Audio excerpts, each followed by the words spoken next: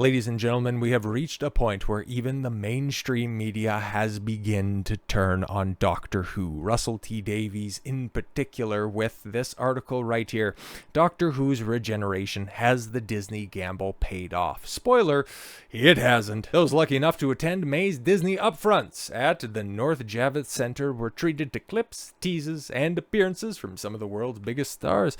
In the spotlight from the Bob Iger-led Mouse House were hits from Disney stables, including backlight hits, right? Welcome to Wrexham. I don't even know what that's about. Abbott Elementary and a wealth of ESPN sports shows. Yeah, okay, all the hits from Disney. I haven't heard of any of those. Seriously. Well, outside, ESPN, you know what that is, but their sports shows, I can't even name one. Like, is the Pardon the Interruption still on? Around the Horn? No, I don't know. But most completely absent from the upfront festivities was Doctor Who, the iconic British sci-fi series that Disney Plus now co-produces to the tune of $100 million, with the BBC following what was undoubtedly one of the biggest global TV show deals of the past decade. Yeah, sold on the bill of goods that, hey man, Russell T. Davies is coming back. He's going to be turning this ship around. After floundering ratings in the Jodie Whittaker, Chris Chibnall era, RTD was going to act like the Doctor Who Jesus he was, back in the cut, resurrect this floundering franchise, kick it off with a brand new Doctor, hell, even start everything off by bringing back the fan favorite 10th Doctor, running back David Tennant, bringing back his most memorable companion in Shannon Tate, kicking this thing off right. And then, well, we'd seen what his output was, and we'd seen the first season, and could end up being the only season. Doctor Who was handed a minor bit of real estate at the North Javits, but its lack of front-end center placement may spin a yarn of the series' position in Disney's priority log nearly 3 years on from the deal being struck. But I want you to just cast your mind back like a decade ago, back during the time of the 50th anniversary when Matt Smith, who's gone on to bigger and better things, was in the role of the Doctor, shepherding it into a brand new decade when Doctor Who was actually a phenomenon. If it was under the Disney umbrella at that point in time, it would be front and center instead of just reserved to the table next to the broom closet. But we could continue to read this article right here, but I would just rather go to a highlights version where Disney is contemplating exiting Doctor Who after atrocious viewership numbers. Oh, so it's going to get canceled, huh? The report claims that the Walt Disney Company is seriously contemplating exiting its business relationship with the BBC and Bad Wolf Studios and leaving Doctor Who following the most recent season that posted the worst viewership numbers in the show's entire history. Color me surprised. Deadline's Max Goldbart reports the source close to the Doctor Who production informed him that Disney will need to make a decision on whether it continues forward with the show, and depending on what this decision is, it could affect the status of Ncuti Gatwa as the Doctor. Yeah, because it's kind of funny, right? Because they got BBC, Bad Wolf Studios, that's Russell T. Davies' production company. They got $100 million from Disney for 2 seasons. The one that we just saw and the upcoming one, I think that drops, either in the spring, sometimes towards the end of the year. I'm not entirely sure, but neither apparently is Doctor Who proper. They don't even know if it's going to be put on Disney Plus. Goldbart further added, the source predicts the final episode has been left open-ended, with the possibility remaining that Gatwa could regenerate into his successor if he chooses to exit. Ooh boy. Really, huh? If he chooses to exit, but I thought he was the perfect guy for the job, and if people didn't like him, if those racists and bigots didn't want to see a tiny gay black Rwandan doctor who wanted to just simply cry in the TARDIS or tell stories about how he would go back and take it up the bum from a lot of historical figures about his hot, sweaty summers with Houdini, or lusting after a biracial Sir Isaac Newton. That was going to be the direction that the people want. That was the direction that the kids want, because in certain demographics, according to Russell T. Davies, Doctor Who is absolutely killing it. If you go ahead and put a bunch of asterisks next to the ratings, it's the most popular show under the name Doctor Who that airs between the time of 8 and 9 p.m. on a Sunday evening. It is super popular with the people who turn on BBC One, have their television license up to date. It's a fantastic hit. Trust me, bro. Not only could Disney pull out, but another source believes the entire show could be scrapped following its already greenlit second season. That's impressive. Goldbart detailed. Noises that it may not last beyond its initial 2 seasons are already reverberating around international TV circles, with one source close to the production tells us that they feel its future hangs in the balance already. Well, that's not good at all.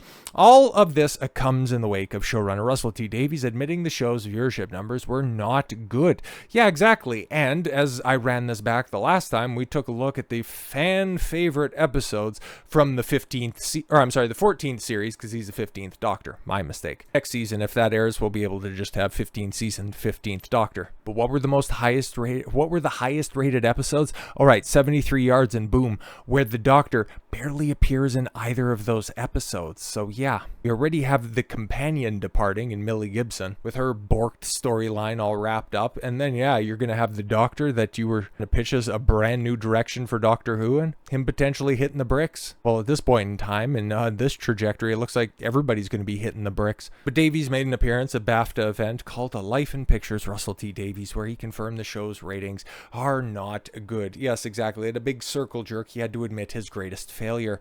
In coming back, I wanted to make it simpler and I wanted to make it younger. Those two things are often not discussed.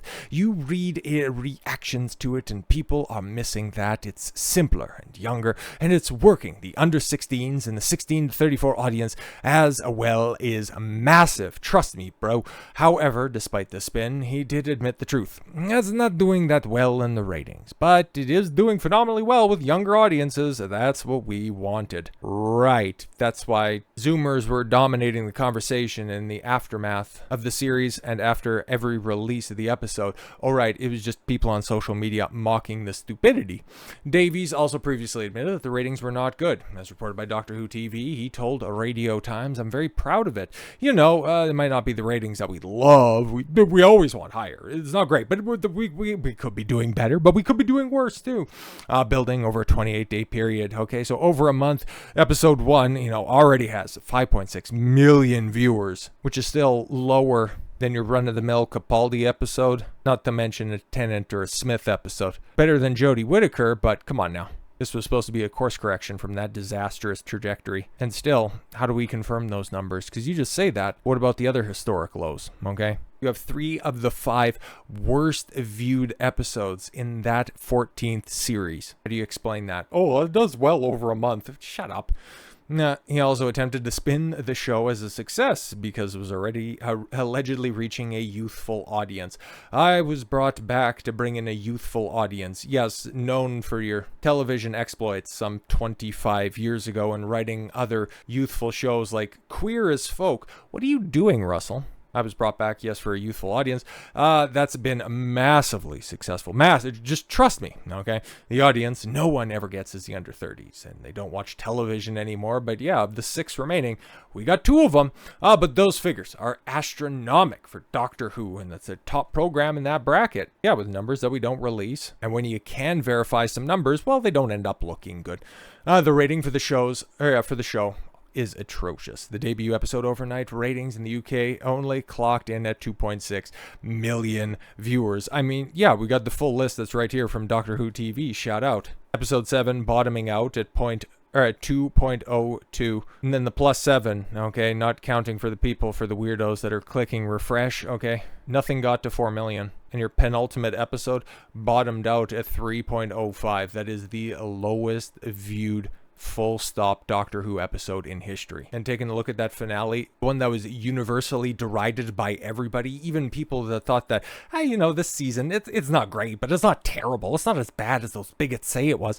Everybody turned on the show by the end. Like it says, on top of just having disastrous ratings, Doctor Who Guide notes, yes, 5 of the 10 worst performing shows in Doctor Who history are part of the most recent season. Oh, so it's even worse than what I was saying. But yeah, Battlefield Part 1, yeah, 3.1 rating. Oopsie daisy. Is that the death of Ruby Sunday? Okay, that ended up doing worse than that. Arguably, what would that have been? Dot and Bubble? Or I forget what episode 5 was. Maybe it was Rogue. Maybe it was the Big Gay Kiss episode. I can't remember.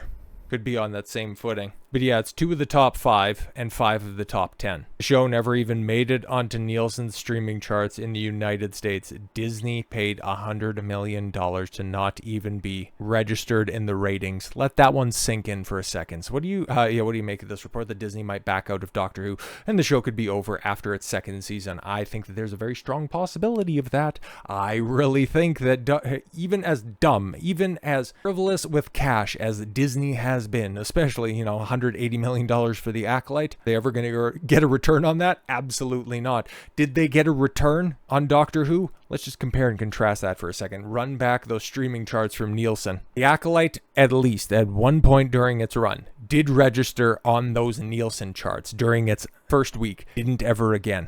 Doctor Who never even cracked those numbers. Let that one sink in for a second. Doctor Who will be cancelled after the 15th season, and they have nobody to blame but themselves. So with all that said, thank you all very much for the gift of your time. I've been Don Consuelo. I want you to follow your gut and get after it. Take care, everyone.